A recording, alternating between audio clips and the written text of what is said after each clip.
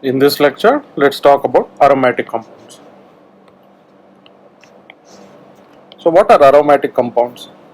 So if you remember from Organic 1, we talked about the classification of organic molecules into three types: alkanes, alkenes, and alkynes. So alkanes are generally straight chain compounds with single bonds.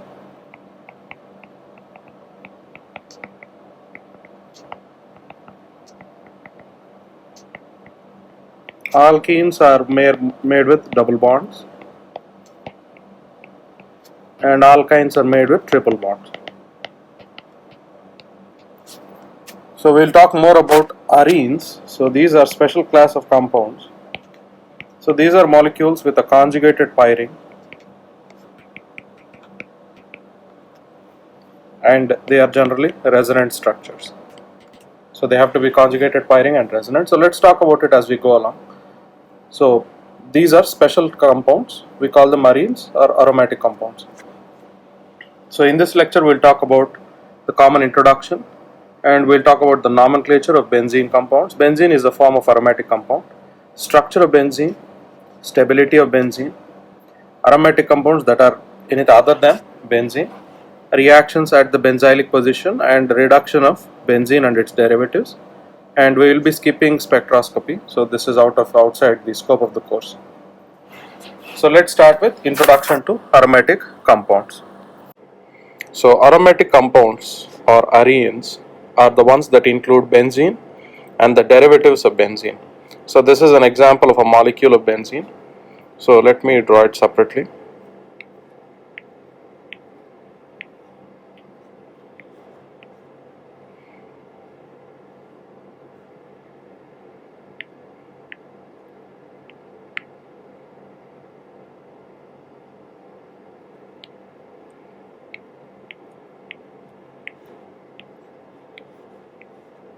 So if you look at a cycloalkane, if you remember from a cycloalkane, each carbon contains two hydrogens. Notice that at each point there is already two bonds, so they are going to get two hydrogens each. But when you take the same case with a cycloalkane that has double bonds,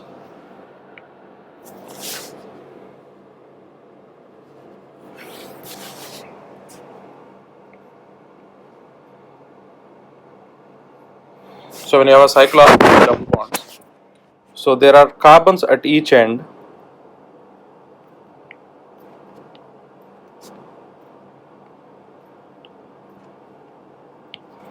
So there are carbons at each of the endpoints, and these carbons generally contain only one hydrogen on each compound. So they generally contain one hydrogen, and these have what we call pi bonds, and these pi bonds are generally what we call conjugated pi bonds. What does that mean?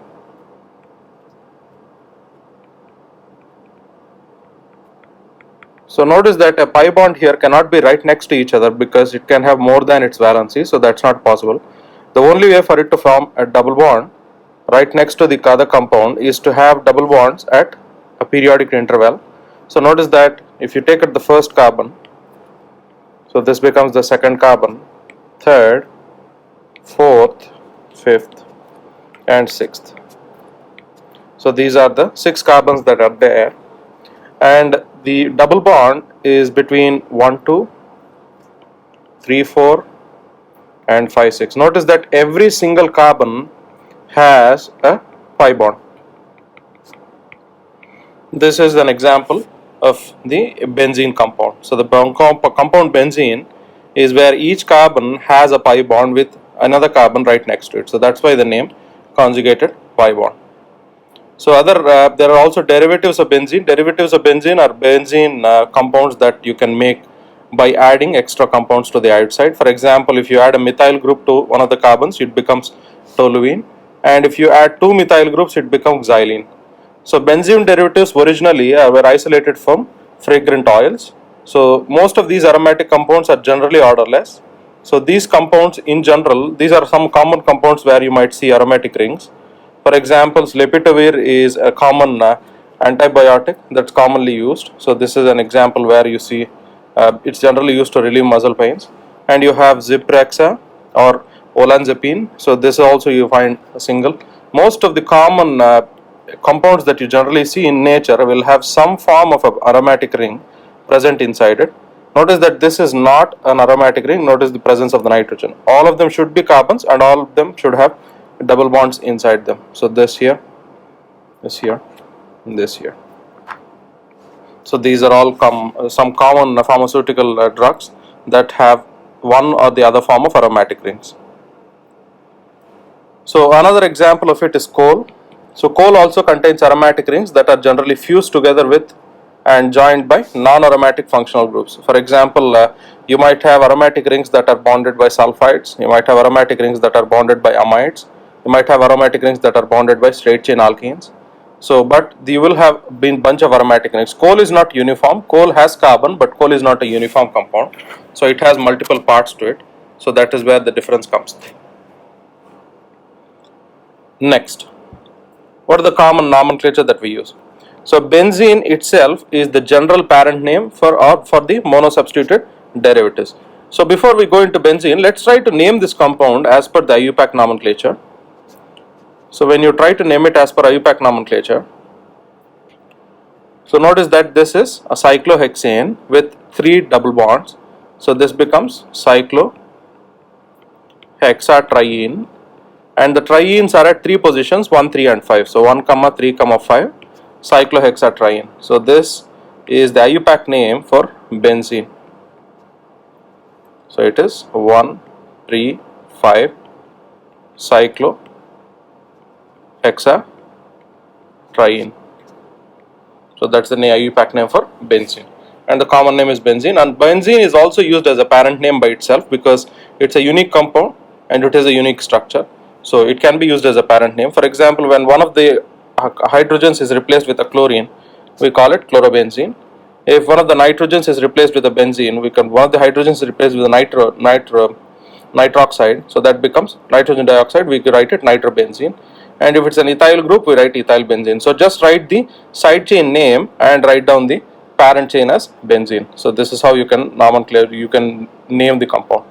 But the common name itself is not the only one. There are also other common names that are accepted as the parent name itself. Notice that we cannot call this methyl benzene because the parent name for methyl benzene is toluene, or we cannot call it hydroxybenzene. This can be named as phenol, and we cannot call this a ketone because notice that this is CH3 and oxygen. So the common name for it is anisole. And if you have an NH2 group amine, so then that is aniline. If you have COOH on top of it, it is benzoic acid. If you have CHO group, that is benzaldehyde. And if you have CH3 and a double bond, that becomes acetophenol. And if you have an ethylene group on top of it, we call it styrene. So styrene is one of the most common gases used. It's used to create styrofoam, and it's one of the most dangerous gases. So when leaked, it can cause suffocation. It can cause bleeding of the lungs. So it's a very dangerous gas. Next, if the substituent itself is larger than the ring, then the substituent becomes the parent chain. So when you name them, notice that the difference here comes from the fact that which one is the main chain. For example, notice here in this chain you have 1, 2, 3, 4, 5, 6, 7. So this long chain, the side chain itself has 7 carbons, which means that becomes the parent chain,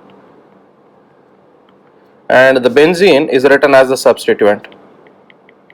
When writing as a substituent, we call this phenyl. So it becomes phenyl. So the name is written based on phenol, generally written as phenyl. And when benzene rings are generally represented with a pH representation for phenyl, or generally with a phi symbol, which is also another representation for benzene. For example, you can condense this structure of tetraphenyl cyclopentadiene with pH. So we can write pH. Whenever you see pH, remember that there is a benzene ring there. And even if you see phi, Remember that that's also a benzene ring there. So this is one other way of representing benzene rings on complex structures. Next, the common name for dimethyl benzene is also called xylene. So for example, if you have two methyl groups, we call that xylene. But the problem there is that is the position of, so the problem here is the position of the methyl group. So if the methyl group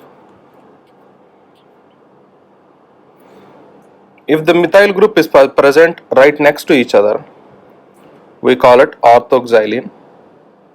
If they are one carbon apart, we call that metaxylene.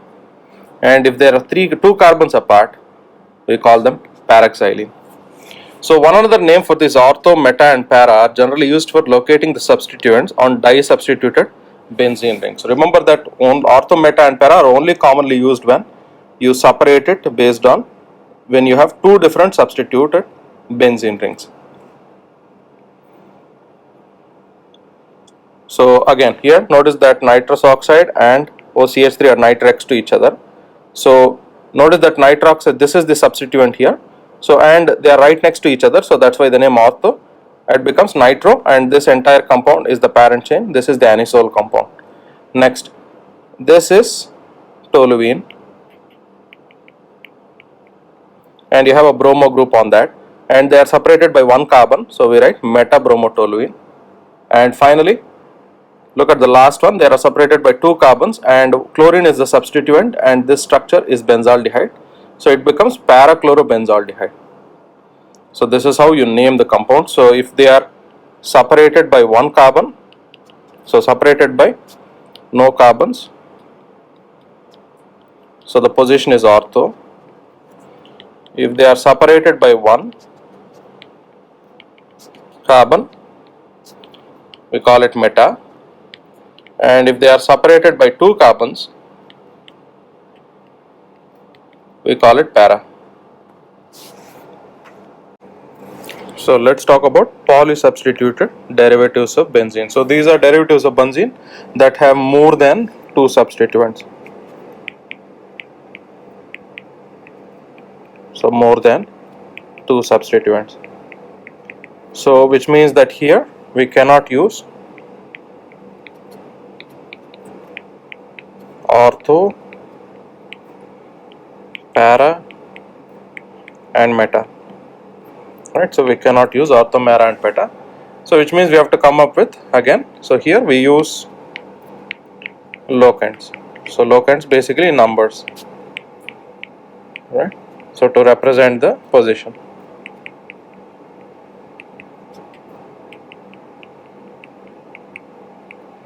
So let's take a simple example.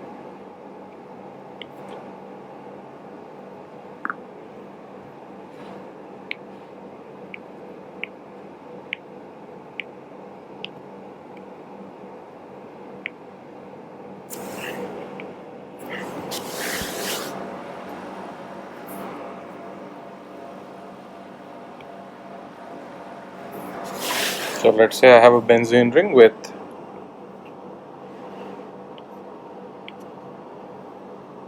so here I have OH, on the bottom I have bromine, and on this side I have bromine.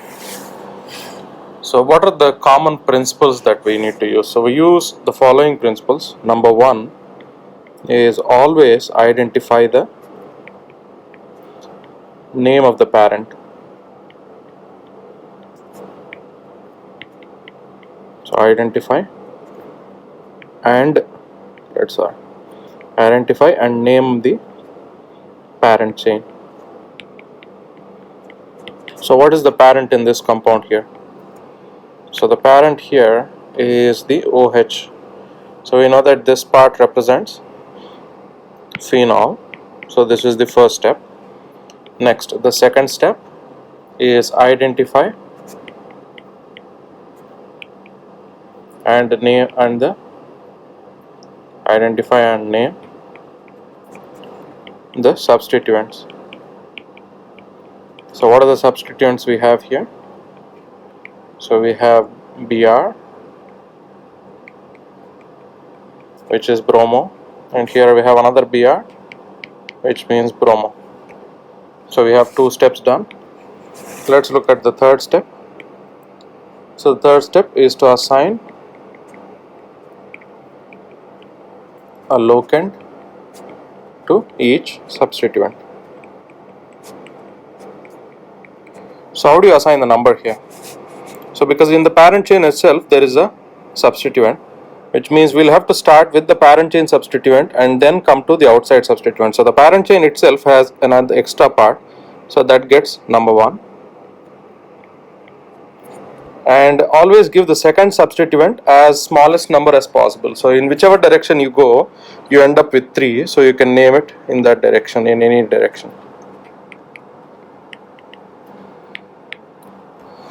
So these are the numbers that we have. Now always give the lowest alphabet, so the lowest number to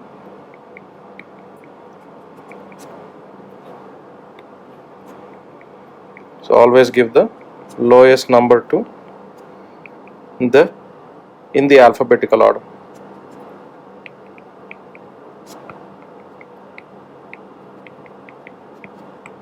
So which means, for example, if chloro was there right here, if this was chloro, we would have come from the other side because bromo takes precedence over chloro. And finally, arrange the substituent alphabetically. Right, so in this substituent, what can we name this substituent? So this has 3 and 5, so there is bromo, so we can write 3, 5 dibromo, and the parent name is phenol, so dibromo phenol. So this is the name of the original compound. So this is how you can name the compounds based on the structure. Now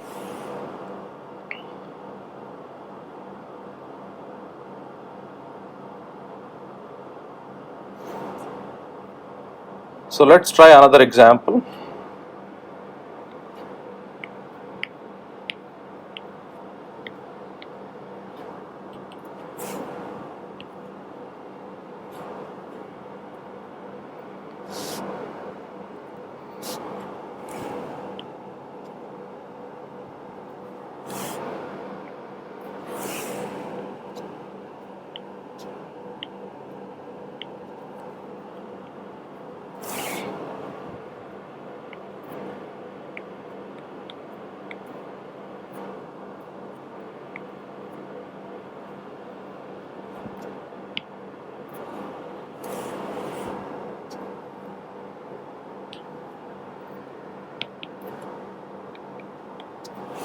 So try to name this compound. So pause the video right here and try to name this compound. So again, follow the steps. First, identify and name the parent chain. Next, identify and name the substituents. Next, assign a locand to each of these substituents, and always give the lowest number in the alphabetical order, and arrange the substituents alphabetically to write the final name. So if you're done with the last one, try to name this one. Try to name the following molecules. So the 3 molecules, you have 1, 2 and 3. So try to name these 3 compounds, and remember the steps. Identify the parent chain first. Second, identify the substituents. Third, assign the locand, and fourth, name them alphabetically. So try to use the steps and try to come up with the name for the problem. So now let's discuss the structure of benzene. So in 1886, Auguste Kekule proposed that benzene is a ring that's comprised of alternating double and single bonds. So you have one single bond, one double bond. But Kekule suggested that it's an exchange of double bonds and single bonds is generally an equilibrium process, which means that the double bond generally skips from one place to the other place. This was not something that was reasonable to understand as a chemist. So then this is the structure that we now see originally. So notice that this represents the single bond, and this represents the double bond. So how can a compound have alternating double and single bonds? So when you calculate the exact bond order, you realize that the bond order is 1.5. So if the bond order of this molecule, generally if you take each carbon, it should have either 2 or 1. It should generally have, if it has a fractional bond order, we know that there is resonance. So resonance comes through when you have a fractional bond order. So here the fractional bond order is 3/2. So you get a fractional bond order. So there is a resonance structure. So until the resonance theory was developed, people did not understand how to actually, talk about benzene. So let's take a look at a type of map called the electrostatic potential map of benzene. So this is what an electrostatic potential map of benzene looks like. So all the red that you see here, so all this red that you see here is electron density. All the blue that you see here is the proton density. Because of the structure benzene has, most of the positive charge accumulates on the edges of the compound, and the electron density is accumulated on the top and bottom. So in proton density accumulates on the side, and the electron density accumulates on the top and the bottom part. So which means that this is going to be a little more trickier to understand this. So once we discuss resonance here, so what happens now in resonance? We know that a general benzene has a conjugated pi bond. So this conjugated pi bond causes it to have two resonance structures.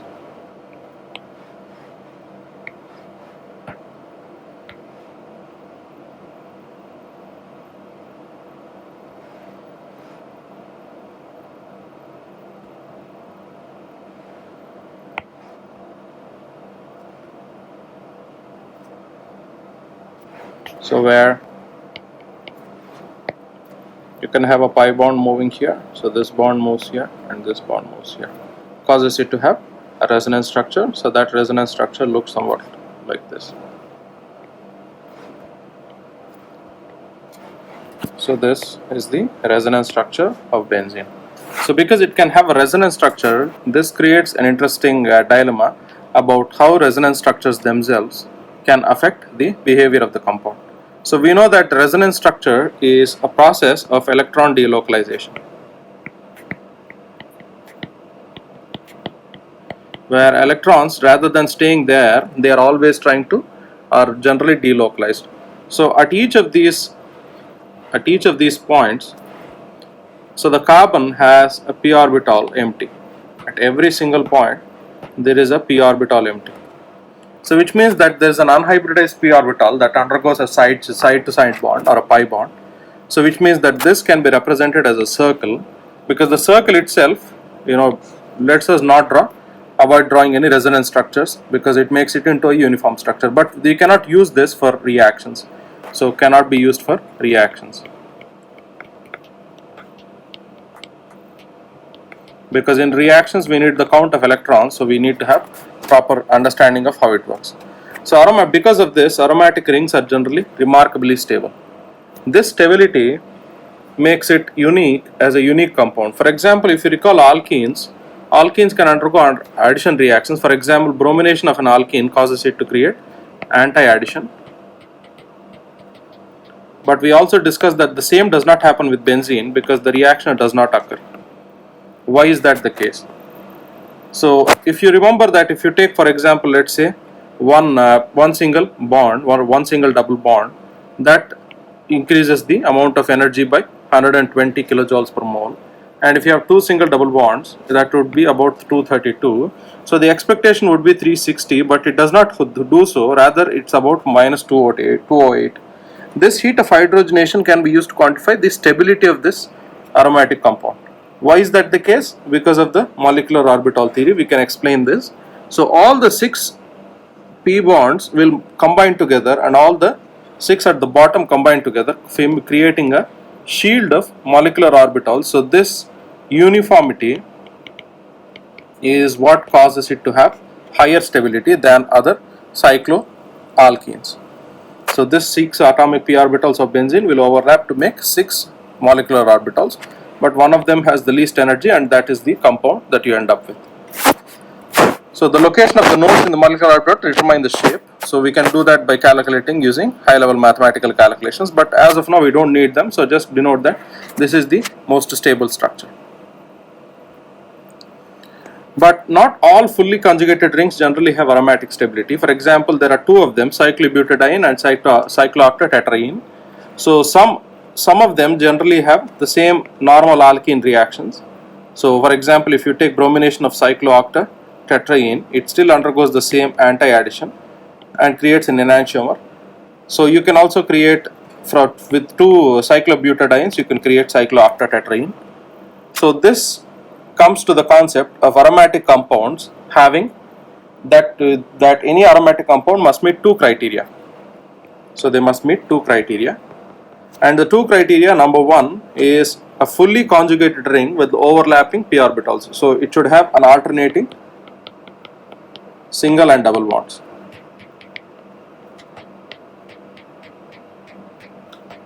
So it should have an alternating single double bonds throughout the structure. And number two, meet Huckel's rule. So Huckel's rule states that an odd number of electron pairs or 4n plus 2 total pi electrons, where n becomes 0, 1, 2, 3 and 4. So the odd number of electron pairs are, so it should have an odd number of electron pairs or 4n plus 2 total pi electrons. So notice that, let's take the first rule. So both of them will satisfy the first rule. Well, let's take the second rule. Second rule is where there are odd number of electron pairs. Notice that there are 2 electron pairs here, which is not an odd number, and there are 4 electron pairs here. That is also not an odd number.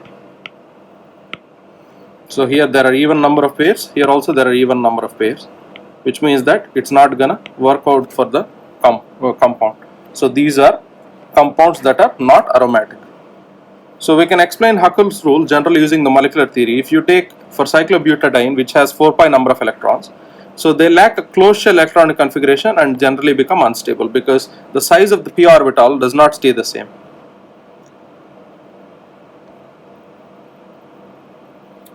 So another one is to analyze the cyclooctatetraene. Cyclooctatetraene creates a specific structure called anti-aromatic structure. Anti-aromatic structures, remember that it occupies more electrons first in the lowest orbital, then as it goes up, notice that the electron in the non-bonding molecular orbitals are equal. So which means that there are no electrons on the top completely and there are only electrons on the bottom, which means that it creates an imbalance. So this imbalance is why it causes the stability to not have any given stability. So to avoid this, the structure adopts a tub configuration, calling it to form an anti-aromatic structure. So the conjugation will not extend around the entire ring, so the system is neither aromatic or nor anti-aromatic. Remember that here, when do we call aromatic is only when you have an entire structure on the top and entire structure on the bottom, or entire ring on the bottom and entire structure on the top. And here it does not have an entire ring because it creates a structure. This is what we call a tub configuration. So because the ring looks as if it's a tub, because it's not completely round, so if it's completely round, we would have called it aromatic. If it is having any instability, we would have called it anti-aromatic. But here this is having a ring, but that ring isn't circle or a tub, it has a tub configuration, so which means we call this a non-aromatic compound. So that's the difference between the aromatic and non-aromatic compound. So let's talk about this compound. So here they're asking you, is the compound below aromatic or anti-aromatic, and they're asking you how. So let's take a look at the idea here. So remember that the conjugation around the outside of the molecule is generally having 14 pi electrons. So this is 1, 2, 3, 4, 5, 6 and 7. Notice that this here, the central one, it does not participate in resonance. So resonance structures only participate on the outside structure, so this does not participate in resonance. So there are 7 electron pairs and there are 14 pi electrons. So which is generally an aromatic number. So we can say that this compound is an aromatic compound. So only check the structure on the outer surface. If there is something on the inner side, don't count that as the structure. Don't count that for a resonance finding.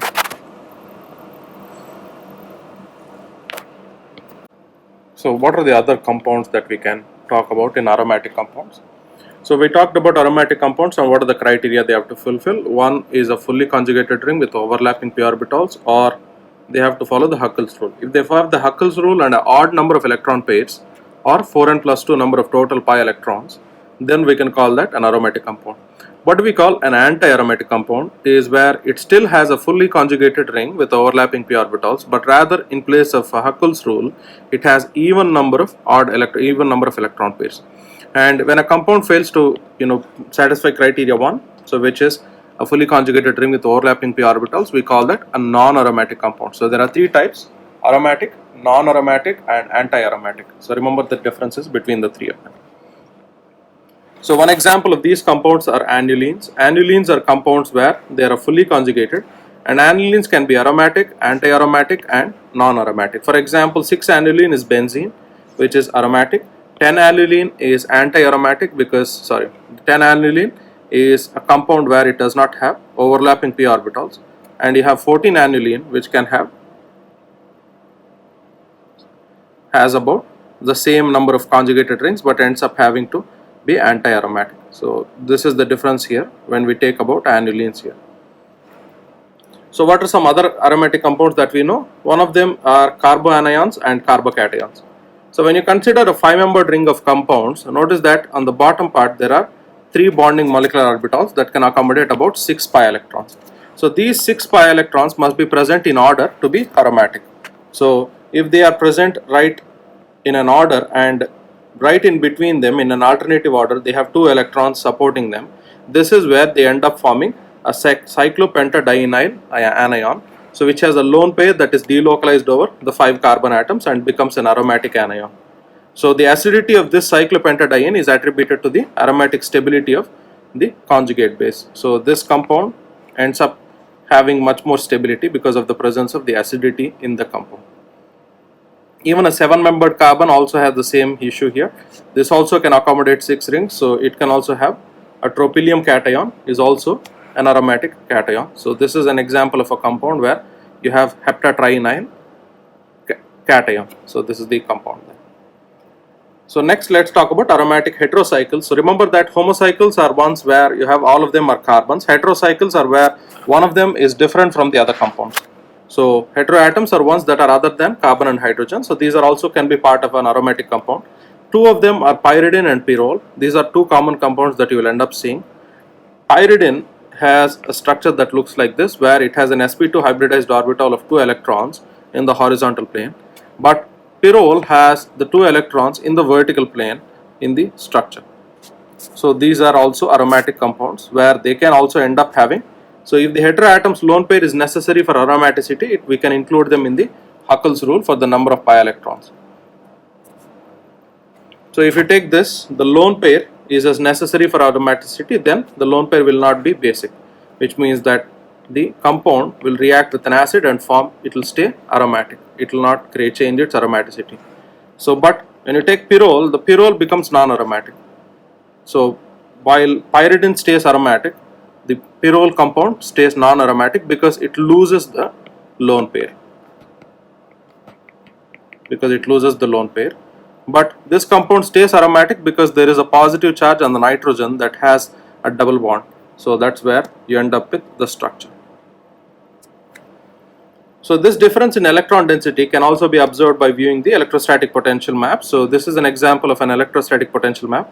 Notice the lone pair is localized here in pyridine, and the lone pair here is delocalized in pyrrole.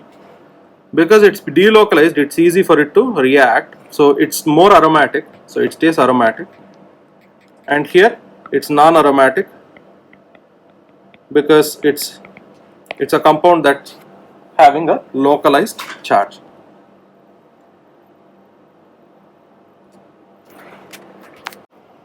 So try the following examples and see if you can find whether they are aromatic, anti-aromatic or non-aromatic. Remember that when do we add, so when do we include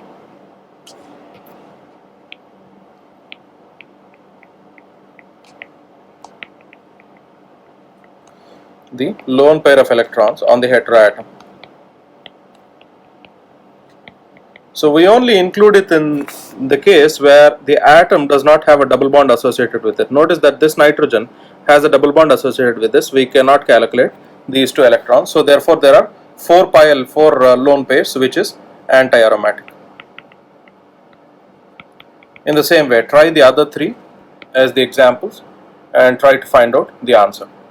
So this is the case where we are trying to find whether they are aromatic, anti-aromatic or non-aromatic. I can do the last one. The last one is non-aromatic,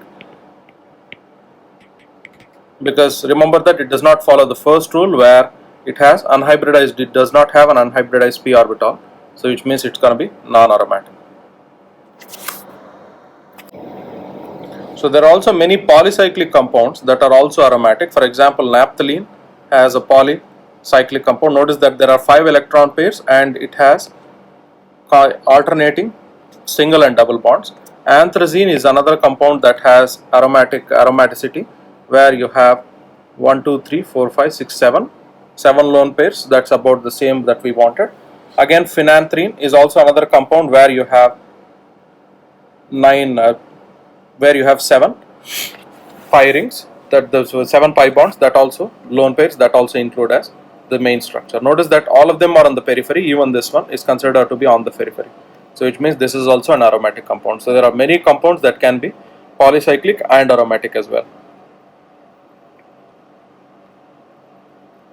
So this stabilization energy, you can measure it by comparing the heat of hydration.